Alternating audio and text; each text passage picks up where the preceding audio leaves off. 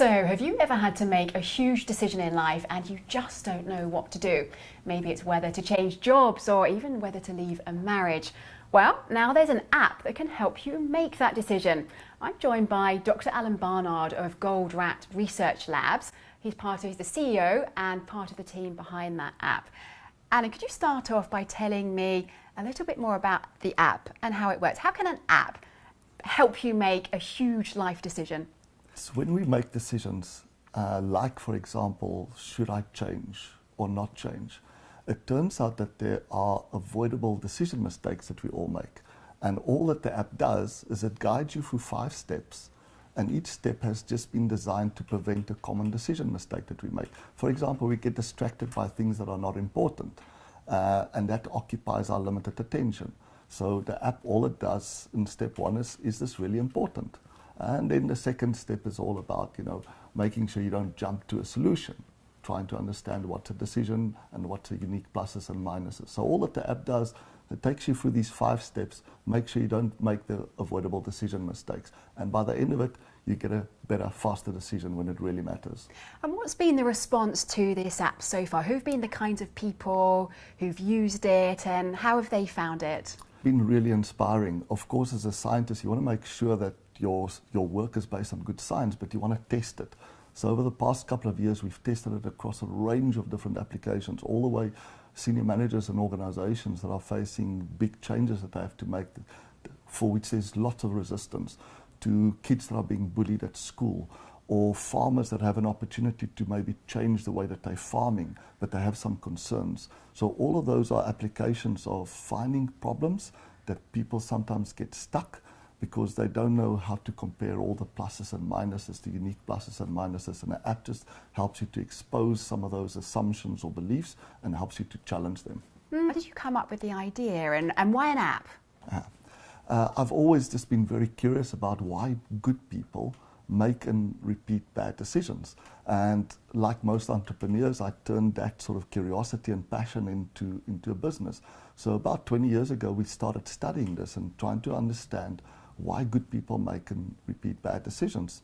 It turns out that we often overreact because of some exaggerated frustration or expectation. And the other mistake is we underreact. We procrastinate because of some exaggerated fear of loss and risk.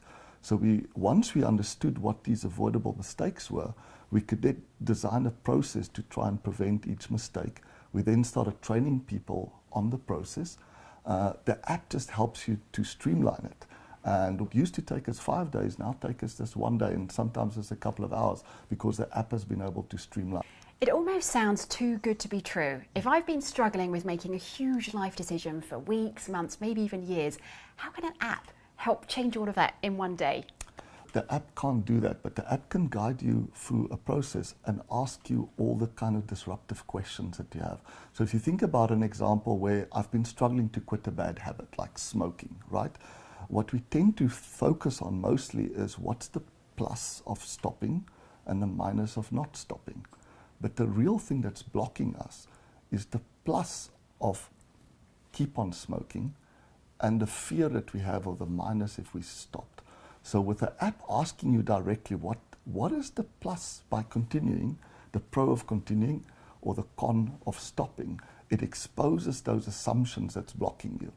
And once you've written them down in the app, you can then say, is this really true? So does smoking really help me with stress, right? Or is it just my nicotine levels are dropping, I feel anxious and I replenish it? Or the con of stopping, which is I will gain weight. Is that really true? Is there something I can do to prevent it? So the app has just been designed with the right questions to disrupt our thinking, to expose these exaggerated fears or exaggerated frustrations that can cause us to overreact or underreact. We don't often get to speak to the researchers, the scientists behind these things. Yes. So tell us a bit more about what drives you and how long you've been working on this and why you've told us a little bit, why you were so drawn to this. Yeah.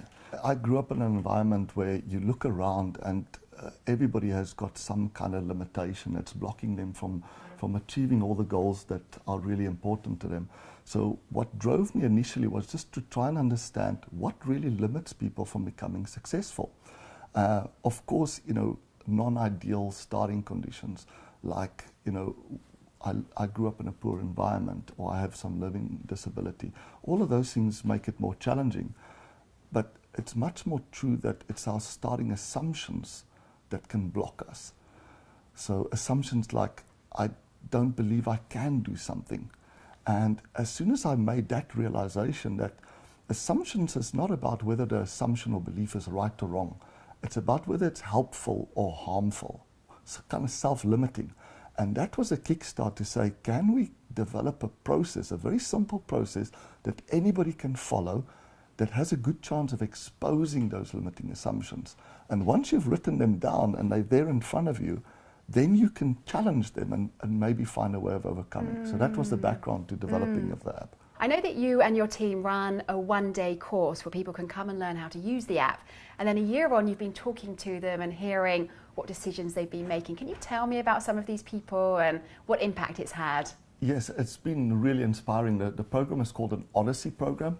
And some of the cases that we've seen has been amazing. A kid that was being bullied at school, and the parents were in a real dilemma. Should I take them out of the school or not? Or should I allow him to find a way out himself? And he came to the program and he shared briefly his dilemma. Should I stand up against this or not? And maybe he had a real fear that he might overreact and do something really terrible. And he just went through the program, and the outcome has been amazing. One of the steps challenges you to put yourself in a person's shoes that you are blaming. So the person that was bullying him, to try and understand what's the positive that that person is getting from bullying you, or the negative that they might risk if they stopped. He looked at it, he actually went to the bully at school and said to him, we need to find a win-win. This is lose-lose at the moment. And a year later, he's flourishing in the school, absolutely amazing. Another example is a woman that's been really struggling with her weight.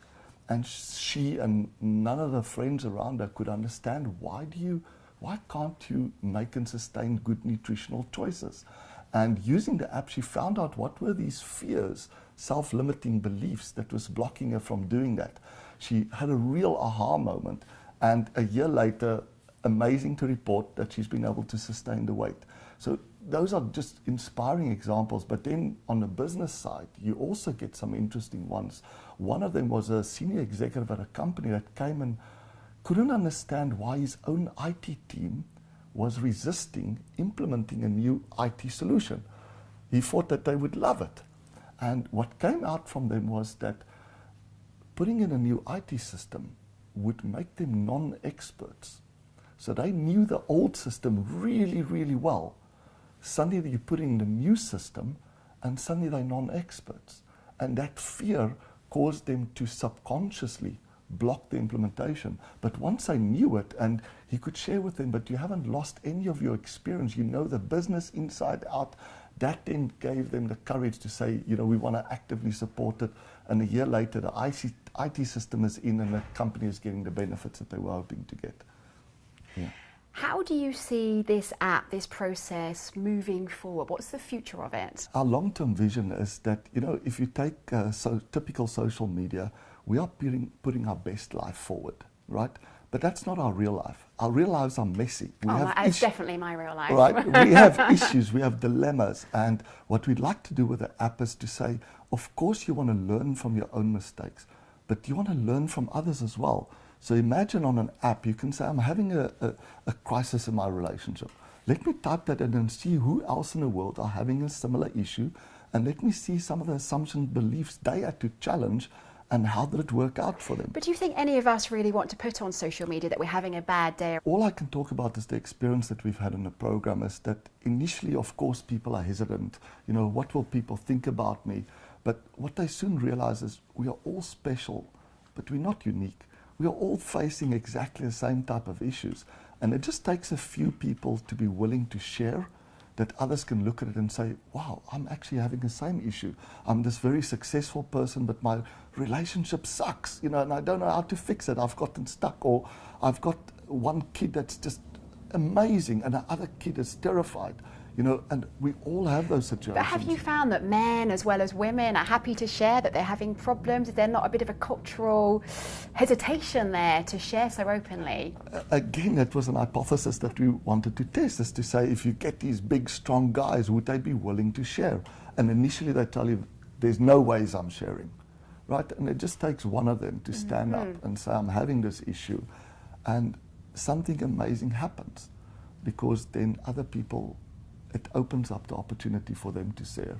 And that's what our long-term vision is that we're creating an app where people can share the type of real issues that they're facing, the assumptions that they're challenging, if they get stuck. Of course, in our app, we have a virtual advisor that can share some insights and examples with you, but you can also follow somebody on the app that has similar issues. And as they make breakthroughs, you'll be notified of those breakthroughs. And that's kind of the long-term vision, is that we learn from each other. So there's clearly huge application for this. There's resolving conflict, there's businesses, there's individual issues and problems. Have you been set any other challenges that were almost too difficult to solve by an app? We had a recent experience at a TED Global conference in Tanzania, and I think that's a good example, because what the researchers had come up with is an amazing breakthrough. They had created a crop that was disease-free and bug-free, that could potentially increase the yield for the farmers 10 times than what they were getting. And that would make this sustainable farming. And they couldn't understand why these farmers weren't accepting this new kind of disease-free and bug-free crop. And of course, what they did was they kept on educating them about the positives of making the change or the negatives of not changing, that they wouldn't be able to have sustainable farms. With this very simple app, we just guided them through the process, and we asked the farmers, so what are you scared of will happen if you took this new crop on board? And those fears quickly came out. It had nothing to do with not seeing the positive of making the change or the negative. It was all about the positives that they thought that they would lose accepting this new crop, and the negatives of doing it. And once they could explain those fears, the researchers could immediately respond and say, but these fears are exaggerated, and here's how we can help you with. You know, the chiefs got involved, and it's been an amazing experience. And I think it's a good example of how we often think that people do things because of ignorance. And when they don't change their behavior, like smoking, we tell them how bad it is if they don't stop, or how good their life will be if they stopped. People smoke despite knowing how bad it is. The real issue is those exaggerated fears of loss and risk, and the app just helps you quickly expose those, and once they're exposed, you can challenge them. It's quite incredible, just cutting through all of that confusion and just getting to the point, seeing what the issue is, and once we understand ourselves more, we're able to take those steps. So who are you finding are the people who are most taking up this app? Is it government organizations, business, individuals? How do people find out about it? It's a really wide spectrum. So we have got a community library where the users of this Harmony Decision Maker app can share their analysis. And what we see is a very wide range. So of course, the most obvious ones are people that want to reflect, that want to improve their life, sort of self-help people that are very interested in finding what are these limiting assumptions or beliefs and challenging them. But we also have organizations that are using it to guide people through changes, as what are the big changes that we have to implement, and what can block people from not just accepting those changes, but actively contributing to those changes. So we have a very wide range of people that are actually using the app and sharing their analysis so we can learn from each other. Dr. DrAlanBarnard, thank you very much for joining us today. So that's the Harmony Decision Maker app. I'm certainly going to be downloading it and seeing how that goes. Let me know how you get on.